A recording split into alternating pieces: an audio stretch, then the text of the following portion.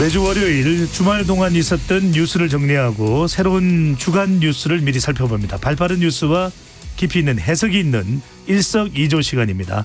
박원석 전 의원, 김준일 뉴스톱 수석 에디터와 함께합니다. 두 분 어서 오세요. 안녕하세요. 안녕하십니까. 박원석 의원께서도 뭐 추석 명절 준비하셔야 되지 않으세요? 뭘 준비하죠? 아니 제가 질문을 드린 겁니다. 네.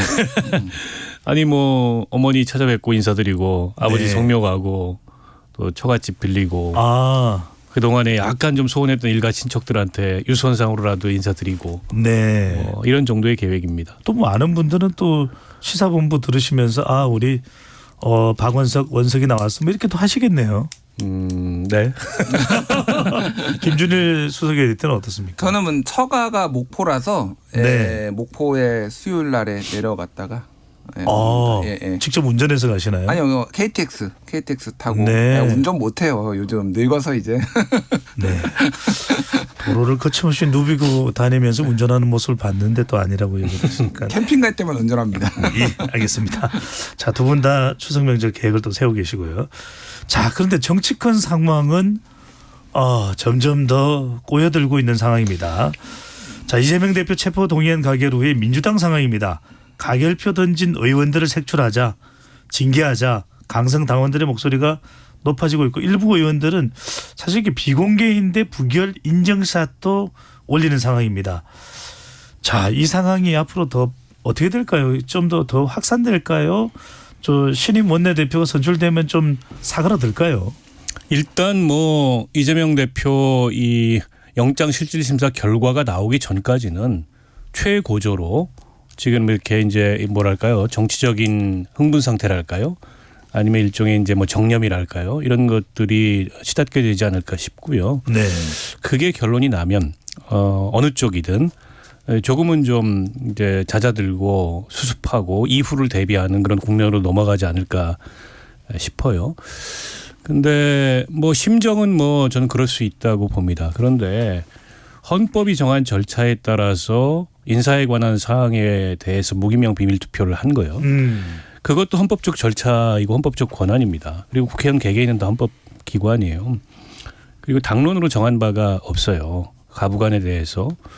근데 그 표결 결과를 가지고서 뭐 배신이다, 축출해야 된다, 색출해야 된다 이런 얘기 나오는 것 자체가 저는 아무리 이제 정치적인 흥분 상태라고 하더라도 정상이 좀 아니라고 보고요. 네.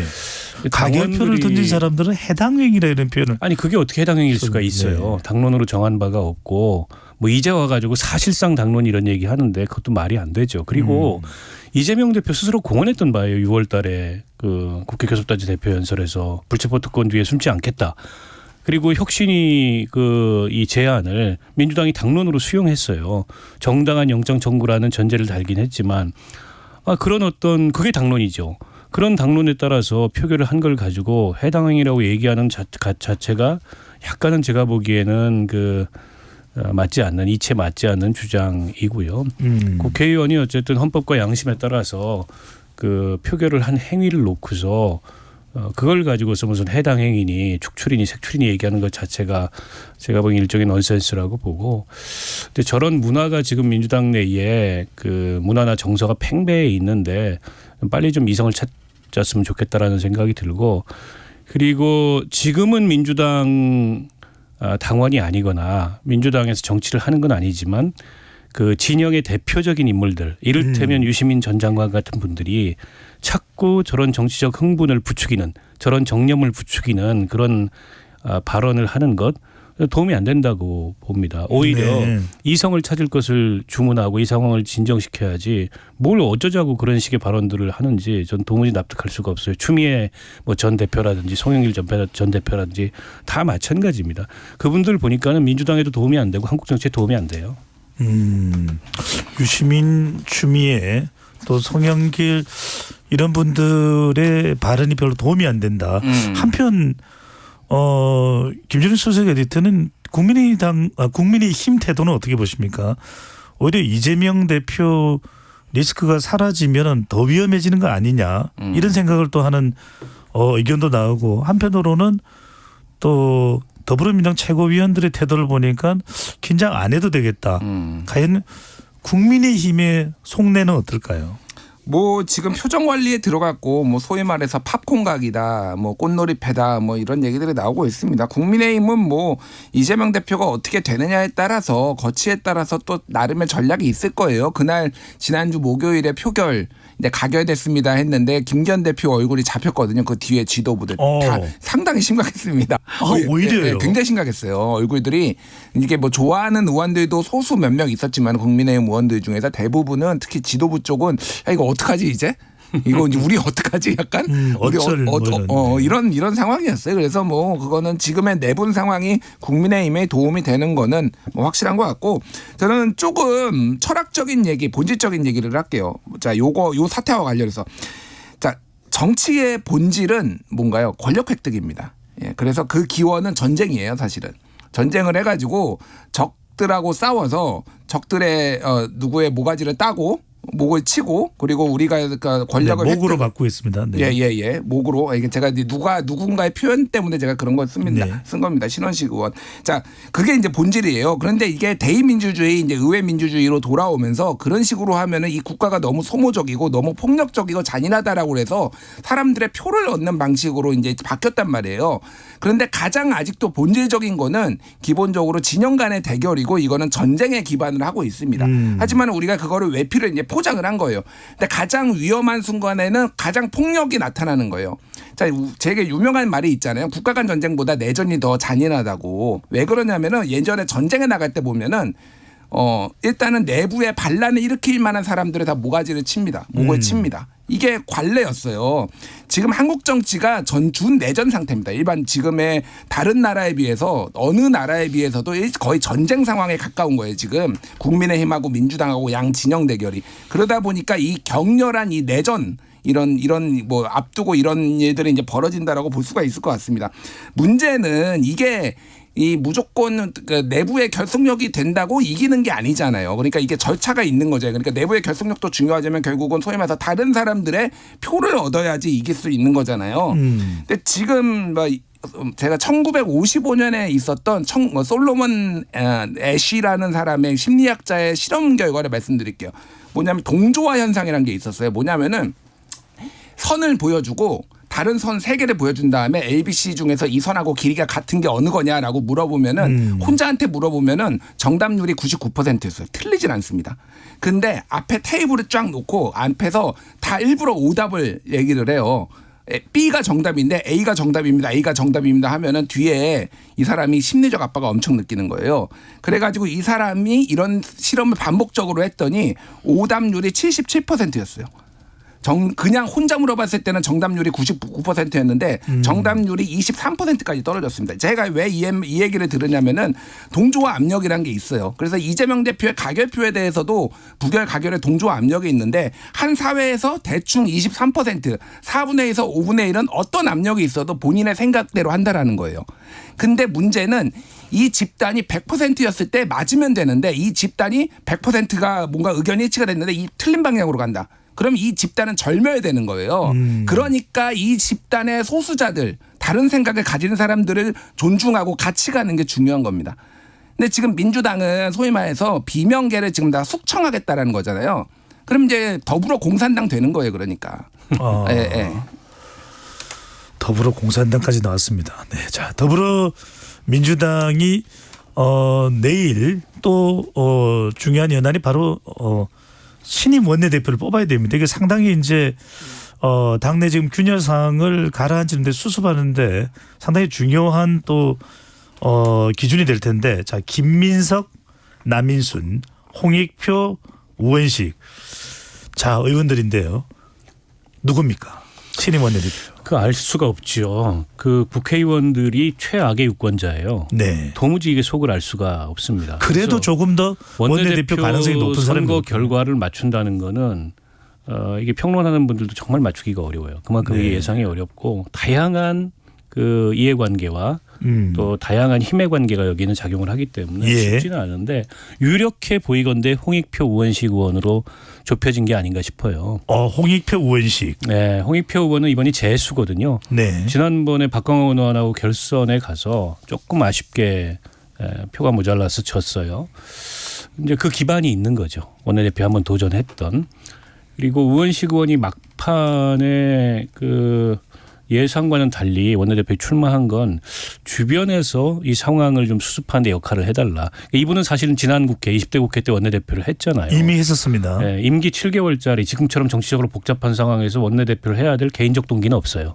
이게 주변의 권유나 이런 것들이 굉장히 크게 작용을 한 것 같고. 추천 후보네요. 네, 그래서 이른바 이제 친명계에 표심이 실린 거 아니냐 이런 해석이 있습니다.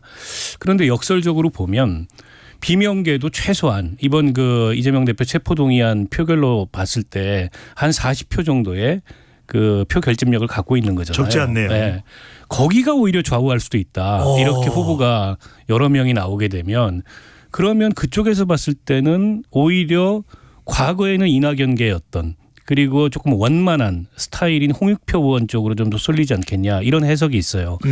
그래서 나머지 두 분은 특징이 없고 김민석 의원이나 남윤희선 의원은 말은 센데 지금 상황에서 뭐 김민석 의원 같은 경우에는 아예 통합이란 말, 화합이란 말도 안 쓰겠다. 그냥 다 내쫓아 버리겠다. 이제 그렇게 말 센 분들은 될 가능성이 제가 보기에는 없다고 보고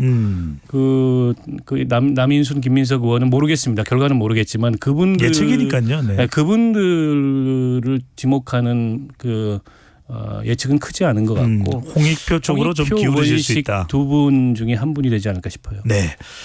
자, 1955년 솔로몬 애시의 심리학까지 이야기해 주신 예. 김준일 수석 에디터는 누굽니까? 모르겠습니다. 근데 방금 얘기했듯이 2파전이 될 가능성이 상당히 높아요. 홍익표냐 우원식이냐.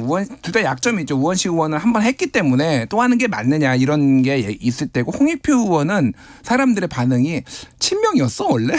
이런 반응들이 좀 있어요. 그러니까 사실 지금은 더 누가 더 센 친명이냐 뭐 이런 거 가지고도 하는데 원내대표 선거의 특징은 소위 말해서 투표한 까보기 전에는 아무도 모른다. 이게 왜냐하면 굉장히 많은 판단이 있거든요. 이게 사전 여론조사로도 안 돼요. 심지어는 내 표라고 다 계산했는데 다 합치면은 정족수 2배가 넘습니다.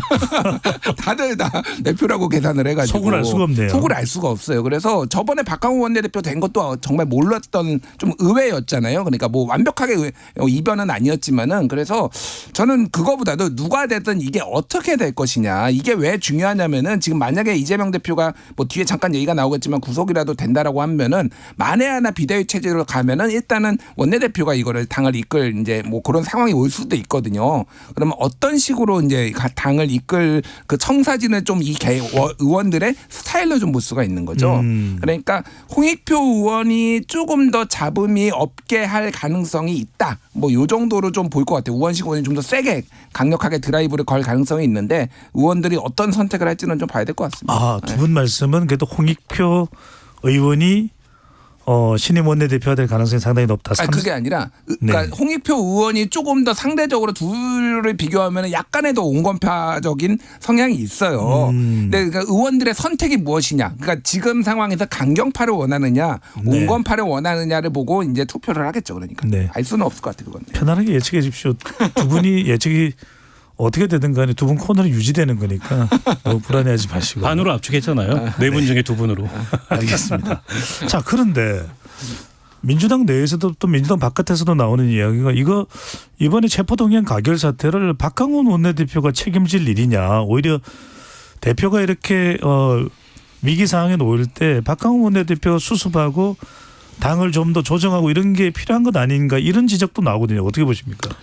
원내대표가 당론 부결 지침을 왜 관철시키지 못했냐라는 책임을 물은 건데 근데 당론으로 정하지 않기로 합의한 거거든요. 친명이고 비명이고 그리고 이게 오래된 관례예요. 체포동의안에 대해서는 뭐 당론으로 가결이든 부결이든 정하지 않는다는 게 근데 이제 결과에 대해서 뒤늦게 누구라도 책임져야 된다라고 하면서 그걸 이제 비명 원내대표한테 책임을 씌운 거죠. 사실은 이 정도 파장이 일어난 사안이면은 지도부 전체가 책임을 져야 되는 사안이에요. 이재명 대표를 포함해서. 그렇지 최고위원들도요. 네, 그렇지 않습니까? 그리고 나서 새 지도 체제를 짜가지고 당이 총선을 준비해야 되는 게 정치 문법에 맞는 거죠. 그런데 지금 이제 민주당 내부 상황이라는 게 이게 이성보다는 너무 이 상황에서 좀 과하게 흥분돼 있고 이 모든 상황이 윤석열 검찰 독재 때문이다.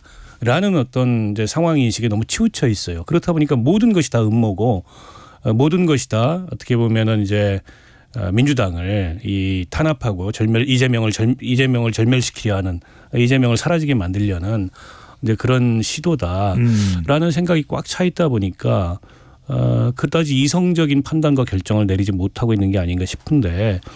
근데 내일 영장실질심사 결과 이후에도 그 상황이 바뀌지 않는다면 정말 저는 문제가 심각해진다고 봅니다.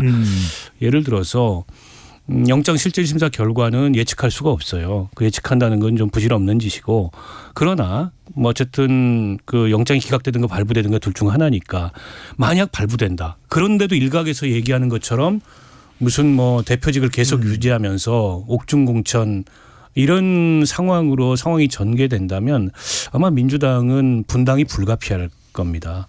그리고 국민들이 상식적으로 생각하거나 기대하는 이재명 대표 예를 들어서 구속영장 발부 이후에 민주당의 태도와는 상당히 거리가 있는 모습일 거예요.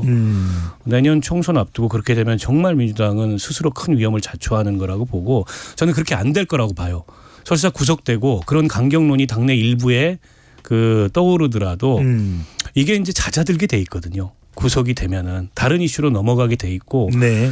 그러면 지난번에 어쨌든 당대표에 대한 체포 동의안을 가결까지 하는 건 아니다라고 생각했던 그래서 부결표를 던졌던 의원들도 그렇다고 이재명 대표가 구속된 이후에도 당대표직을 유지해야 되고 옥중공천을 해야 되고 그렇게 생각하지 않거든요. 네. 그렇게 생각하지 않는 많은 의원들이 있을 거거든요. 근데 그런 어떤 목소리들이 등장하면서 결국에는 이제 수습책으로서 비대위 논의를 가게 될 거라고 보고 그게 상식적이라고 저는 생각해요. 네. 자, 일단 구속영장과 구속영장 또 발부나 이런 부분까지 바로 말씀을 해 주셨기 때문에 이재명 대표 구속영장 실질심사로 바로 넘어가겠습니다. 자, 일단 박원석 의원께서는 연막을 치셨습니다만 저희가 안 여쭤볼 수가 없습니다. 김준일 수석 에디터는 대답해 주실 것 같아요. 구속영장 기각입니까? 인용입니까? 판사한테 물어봐야죠. 자, 근데 이거는 있어요. 네. 그러니까 저는 좀 많이 높아졌다. 발부 가능성이 많이 높아졌다. 인용 가능성이 발부 가능성이 높아졌다. 높아졌다라고 보는 이유가 한 두 가지 정도 있는데요. 하나는 지금 일련의 과정들 지금 이재명 대표와 민주당 지도부에서 요 사안에 대해서 대응하는 일련의 과정들이 상당히 이제 판사 입장에서 보면은 이거를 증거인멸의 시도로 볼 여지들이 생겼다라는 거예요. 그러니까 대표적으로 이런 겁니다. 그러니까 이화영 부지사가 재판 과정에서 검찰에 가서 진술을 한 게 이재명 대표한테 보고했다라고 했는데 이게 언론 보도로 알려지니까 박찬대 최고위원이 이화영 부지사 부인한테 통화를 하고 그래서 그 부인이 그 변호인단 그러니까 해고하고 뭐 이 과정이 있었잖아요. 그러니까 이거를 지금 지금 의견서에 지금 내일 제출되는 1000페이지 정도 되는데 지금 검찰이 준비한 의견서가 1000페이지요. 예. 그러니까 왜냐하면은 범죄 사실에 대해서 다 기록을 해야 되는데 특히 증거인멸 가능성에 대해서 굉장히 지금 검찰이 집중해서 썼다라는 거. 이건 언론 보도로는 이미 나온 겁니다. 그러니까 1000페이지 정도로 준비를 했는데 거기에 왜 그러냐면은 이 과정자 이화영 재판 자체가 이게 증거인멸의 증거라고 보는 거예요. 지금 주장을 하는 거예요. 그러니까 이를테면은 이거 박찬대 최고위원이 이화영 부지사 부인 접촉해가지고 이렇게 그러니까 변화됐던 과정들 뭐 이런 거 있잖아요. 그리고 변호인단 바뀐 것들 뭐 이런 것들을 다 증거인멸의 이제 과정이라고 이제 보고 있는 거고 또 하나는 이제 이번에 구속영장에 들어간 거 중에 위증교사가 들어가 있어요. 지금 쌍방울하고 지금 백현돈하고 두 개가 이제 메인이잖아요. 사실은 거기에 이제 위증교사가 있습니다. 위증교사는 옛날에 검사 사칭 사건으로 이거 문제 이재명 대표가 2004년이었나요? 그때 네. 이제 문제가 됐었던 건데 이거와 관련해서 뒤에 이제 다시 그러니까 재판이 있었는데 그때 누구한테 부탁을 해가지고 그게 녹취록까지 있습니다. 그거 네. 가지고 이제 이 사람이 내가 이재명으로부터 부탁을 받아 받아가지고 위증을 했다라고 본인이 밝혔어요. 이 사안에 대해서 구체적으로 상당히 길게 기소를 해놨다라는 그러니까 거예요. 그게 왜 들어간지가 궁금해요. 그러니까 그거는 결국은 이 사람은 위증 조사를 할 정도로 증거인멸의 가능성이 있는 사람이다라고 이재명 대표는 그런 사람이다라는 거를 검찰이 주장하기 위해서 했다라는 겁니다. 그래서 결국은 증거인멸 도주 우려 사안의 중대성 이거 가지고 이제 영장이 발부가 되잖아요. 지금 이제 이번 판사가 윤관석, 이성만을 한 명은 발부하고 한 명은 발부하지 않고 뭐 이런 정도로 약간 증거 중심으로 좀 본다라는 거예요. 근데 증거가 꽤 이렇게 쌓였다. 근데 이게 어디까지 이제 인용을 할지는 저도 모르겠습니다만, 그러니까 저는 발부 가능성을 배제할 수 없다. 네. 저는 조금 다른 얘기를 해볼게요. 네. 물론 이제 발부될지 이게 기각이 될지 아무도 알 수 없습니다. 그러나 이제 발부 가능성을 높게 얘기했기 때문에 저는 기각 가능성에 대해서 좀 얘기를 해볼게요. 예. 결국에는 중대한 범죄 혐의가 소명됐다는 걸 전제로, 이게 전제입니다.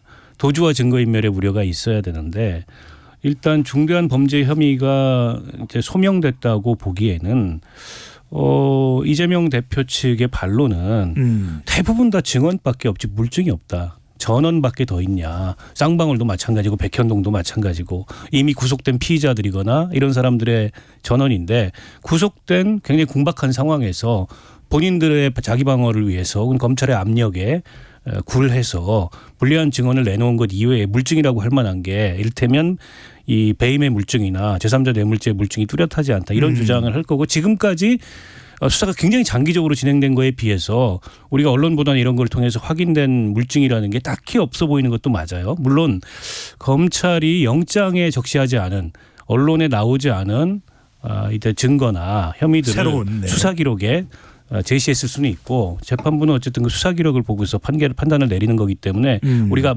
모르는 영역도 있을 수 있습니다. 그러나 지금까지 상황에서 봤을 때는 정말 다툼의 여지 없이 중대한 범죄 혐의가 소명됐다라고 보기 어려운 면이 있다라는 주장을 할 거고요. 또 하나 이게 약간 역설적인데 범죄 혐의가 소명되면 증거인멸의 우려가 없는 거잖아요. 그렇지 않습니까? 증거는 뭘 숨겨가지고 범죄 혐의를 숨겨야 되는데 범죄 혐의가 소명됐다고 하면 증거인멸의 우려가 없다고 볼 수도 있어요. 그래서 범죄 혐의는 소명됐지만 증거인멸의 우려는 도주의 우려는 당연히 없고 그래가지고 저는 이 영장이 기각될 가능성도 있고 지금 이제 그래서 야당 대표라는 부분도 가만히 그렇죠. 될까요? 왜냐하면 지금 헌정사상 그런 게 없었거든요. 더군다나 국회 제1당의 대표고 이게 이제 정치적 사건입니다. 이 자체로. 굉장한 정치적 부담인데 구속까지 할 필요성이 있느냐 구속의 상당성이 있느냐 이런 거에 대해서 재판부가 상당히 고민을 할 것 같아요. 그러니까 이게 양측의 최악이 있습니다. 결국 검찰한테 최악은 이 다툼의 소지가 있고 구속의 필요성이 없다. 이렇게 이제 기각 사유가 적시되면 검찰은 최악이에요. 그 순간 이제 검찰 수사에 정당성에 대해서 총체적인 문제제기가 나올 수밖에 없고 그런 상황에서 한동훈 법무부 장관이 자리 보전하는 게 맞냐?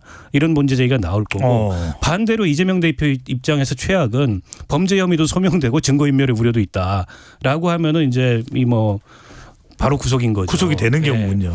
그래서 그 사이에서 어떤 결정이 일어나긴 할 텐데 저는 지금 단계에서 100% 구속될 가능성이 있다 이렇게는 보지 않고요. 여전히 영장 기각 사유도 있다라고 저는 봅니다. 한치 앞을 내다볼 수 없네요. 저도 네. 100%라고 얘기한 적 없어요. 마치 네. 이렇게 말씀하시면 나는 100% 발부될 것처럼 얘기하는 게 아니라 그럴 가능성이 상당히 높아졌다. 어디까지는 예측이니까요. 그러니까요. 예측인데다 기대 같은 것도 있는 거예요. 각자의 바램. 근데 저는 솔직히 영장은 기각됐으면 좋겠어요. 기각되기를 왜냐하면 검찰 수사 정상이라고 볼 수가 없어요. 왜 특수부에 이런 류의 수사가 아무리 정치인들 대상이라고 수사를 하더라도 3개월 이상 넘어간 수사 정상이 아닙니다. 근데 지금 대선 끝나고 1년 넘게 수사를 하고 있잖아요. 네. 그러니까 저를 구속이 되는 거를 바라는 사람으로 지금 몰고 가고 있어 지금 박원석 그런 거 아니에요. 저는 그냥 냉정하게 보는 겁니다. 내일이나 또는 모레 이런 또 새벽 정도 시간에 결과 나올 수도 있을 텐데 그보다도 더 궁금한 건 구속영장 실질심사 결과 여부에 따라 비명의 운명은 어떻게 될까요? 그러니까 진짜 알 수가 없는데 일단은 이재명 대표가 계속 당대표 옥중 대표를 하려고 하는지 아니면 거기에 넘어서 이제 옥중 공천까지 하려고 하는지 여기에 따라서 시나리오가 굉장히 무성해요. 그러면은 계속 하게 될 경우에는 분당 가능성도 배제할 수 없고 만약에 전당대회를 이제 조기 전당대회 12월 28일 이전에 원래 대표가 물러나면은 전당대회를 치르는 게 원칙이거든요. 그런데 전당대회를 치르는 거는 뭐 어쨌든 합의에 의해서 안 할 수도 있고 비대위로 넘어갈 수도 있는 거잖아요. 그러니까 여기에 어떤 사람이 어떤 리더십을 가지고 전당대회를 치르자고 할 건지 이거를 하자고 할 건지 만약에 뭐 예를 들면 전당대회를 치자고 하면은 뭐 지금 정청래 최고위원이 당대표 될 수도 있다 뭐 이런 얘기들이 언론 보도로 나오잖아요. 차라리 이재명이 낫다 정청래보다 뭐 이렇게 생각하는 사람이 있을 수도 있잖아요. 그러니까 예를 들면은 뭐 그러니까 이런 복잡한 변수들이 너무 많은 거예요. 그리고 비대위원장으로 누가 오느냐 예를 들면은 뭐 김부겸 뭐 언급되는 뭐 많은 민주당의 원로들이나 이런 사람이 올 거냐 아니면은 좀 파괴적인 사람이 올 거냐 뭐 등등등에 따라서 굉장히 많은 시나리오가 있어서 이거를 하나로 좀 압축하기가 쉽지는 않아요. 어쨌든. 예. 그러니까 이제 친명 비명 간의 당 운영 방향, 특히나 이재명 대표의 그 신변이나 거취에 따라서 이제 큰 견해 차이가 있죠. 이걸 가지고 내년 총선 때까지 민주당 내부에 여러 가지 이제 논란이나 진통은 있을 텐데. 그렇습니다. 같이 갈 수 있는지 여부도요. 근데 표결 결과를 가지고서 리스트를 만들어서 이걸 파낼 사람을 정한다. 어떻게 정하죠? 누가 어떤 표 찍었는지 알아요? 그러니까 지금 목소리를 이재명 대표 이 체포동의안 가결은 배신이다 이렇게 목소리를 높이는 사람들이 실제 부결 찍었다고 어떻게 입증할 겁니까? 입증할 방법이 없어요. 본인들이 다 뭐 커밍아웃 하지 않는 이상. 그런데도 자꾸 명단은 올라옵니다. 아니 그게 부질없고 쓸데없는 짓이라는 거예요. 그래서 오히려 그런 얘기를 목소리를 높여서 하는 사람들 이 파내야 된다. 축출해야 된다. 누구누구 아니겠냐. 그 사람들이 저는 민주당의 적일 가능성이 높다라고 말씀을 드리고 그 아무 도움이 안 됩니다. 불가능한 얘기를 하는 거예요. 제일 목소리 높여가지고 배신자들 저거 찍어내야 된다. 상응하는 조치를 취하겠다고 얘기하는 정청래 최고위원은 정말 부결 찍었는지 어떻게 증명할 겁니까? 증명할 방법이 없어요. 그렇지 않습니까? 자, 이야기는 끝을 내고 한 가지 더 궁금해서 두 분께 이제 마지막 주제로 여쭤보고 싶은데, 자 내일 이제 어느 시간에 구속영장 실질심사 결과가 나올지는 모르겠습니다만 이재명 대표의 이 구속영장 실질심사 결과에 따라 10월 11일에 있을 강서구청장 보궐선거에는 어떤 영향을 미칠까요? 기각이 되느냐, 구속영장이 인용돼서 발부가 되느냐, 강서구청장 선거에 김준일 에디터께서는 어떻게 영향을 미칠까요? 영향을 미치기는 할 텐데 이거를 그러니까 그때까지 질질 끄느냐 아니면은 조기에 수습되느냐에 따라서 좀 다를 것 같아요. 그러니까 이를테면 내분이 계속 일어나면은 민주당 지지자들 중에서도 좀 온건한 성향의 사람들은 투표하러 안 나갈 겁니다. 그럼에도 불구하고 민주당이 유리해요. 그럼에도 불구하고 여러 여론조사들을 보면은 대부분 다 진교훈 후보가 이기는 걸로 이제 나오는 게 많거든요. 그러니까 그럼에도 불구하고 유리한데 이게 이제 어느 정도로 좁혀지느냐에 따라서 굉장히 좀 많은 이제 후폭풍이 좀 달라질 것 같아요. 예. 의원님께서는. 투표율이 굉장히 낮은 선거잖아요. 30%가 안 넘을 수도 있는 선거고 결국에 누가 더 지지층을 많이 결집시키느냐 여기에 이제 좀 달려 있어요. 그런데 이제 명분상은 국민의힘이 좀 명분이 없는 선거죠. 명분 없게 또 후보를 공천했고 그래서 민주당이 지형상 유리한데 영장이 만약에 기각되면 더 유리해질 거예요. 민주당 입장에서 역풍이 세게 불기 때문에. 근데 영장이 발부됐다 그래서 그게 국민의힘한테 유리한 요인으로 선거에 작용할까? 그럴 것 같지는 않아요. 때문에 국민의힘 입장에서 굉장히 어려운 선거를 하고 있는데 제가 요즘에 약간 국민의힘 그 주변을 이렇게 뭐 방송을 하다 만나거나 강서 재보궐선거에 대한 태도를 보면 이기고자 하는 불타는 의지가 별로 없어요. 오히려 이 선거에서 져야 총선 때 뭔가 변화가 생긴다. 이런 속내들마저 엿보여서 오히려 위기감에 따른 결집이 있을 수 있다. 그렇죠. 그리고 지금 지도부가 수도권 선거 못 치른다. 이런 생각도 있거든요. 약간 정무적이고 전략적인 판단인데 그래서 질 것 같아요. 국민의힘이. 자 시간은 없는데 두 분께 짧게 좀 의견을 여쭤보고 싶은 것이 지금 장관 후보자 관련해서 김행 후보자 논란이 계속 불거지고 있습니다. 뭐 새로운 사실도 나오고 인사검증 때 그분에 대해서 다 해명하겠다는 이야기도 나오는데 사실 인사검증 관련해서는 법무부에서 하는 겁니까? 법무부에서 하는데요. 네. 인사검증단이 이런 게 있는데 왜 되지 않았나 이런 지적이 자꾸 안 한 나옵니다. 거죠. 안 한 거고요. 지금 김행 후보자는 청문회를 할 게 아니고 압수수색을 해야 될 상황입니다. 지금 그 주식 파킹 논란, 통정매매 논란이 있는데 그걸 갖다 다시 사들일 때의 돈을 회사가 냈다는 거 아닙니까? 본인의 지분을 본인이 유지하려고 주식을 사들이는데 그걸 회사 돈으로 네. 샀다는 거 아니에요. 급여, 퇴직금 뭐 이런 등의 명목으로 명백한 배임이에요. 이게 만약 사실이 확인된다면 이 정도 의혹이 나오면은요. 이 압수수색하는 게 맞아요. 지금 청문회를 준비하는 게 아니고 과거에 조국 그 전 장관에 대한 수사나 이런 거하고 비교해 보면 이 정도 나오면 지금의 검찰이 왜 압수수색을 못 합니까? 그런 면에서 봤을 때 저는 한동훈 장관의 정치적 책임이 적지 네. 않다고 생각해요. 결국 자기 편에 대해서는 인사검증 안 한 겁니다. 인사검증을 안. 자, 짧게 말씀드릴게요. 예. 김행 후보자 뭐 관련해서 해명이 있나요? 그러니까 김행 후보자 요 문제에 있어서는 지금 뭐 명확하게 지금 제가 듣지를 못했습니다. 회사 돈으로 뭐 예. 샀다. 네. 그래서 뭐 이거는 지금 뭐 어떻게 소위 말해서 빼박이다라는 건데 짧게 말씀드리면 최강욱 의원이 최근에 대법원 확정 판결 받았어요. 인턴 증명서 징역 8개월에 집행유예 2년이 대법 확정됐거든요. 의원직 상실했죠. 예, 의원직 상실했습니다. 저는 뭐 옹호하고 싶은 생각 전혀 없는데 인턴 증명서 보통 이 정도 하면은 예전에 벌금형 나왔어요. 근데 검찰이 엄단했습니다. 법원도 엄단했어요. 이거는 윤리적 기준에 대해서 상당히 높이 놓은 판결이라고 나왔습니다. 이거는 모두에게 적용돼야 돼요. 이 정도면은 아까 박원석 의원님 말씀하셨듯이 바로 압수수색 가야죠. 배임입니다. 이건 엄청난 범죄예요. 근데 이거는 만약에 누구는 봐주고 누구는 안 봐준다라고 한다라면은 검찰은 그냥 권력의 개다. 뭐 이렇게 지금 인정하는 것밖에 안 되는 것 같습니다. 네. 두 분의 오늘 의견 일치는 압수수색이네요. 김준일 뉴스톱 수석 에디터 박원석 전 의원과 함께했습니다. 두 분 말씀 잘 들었습니다. 고맙습니다.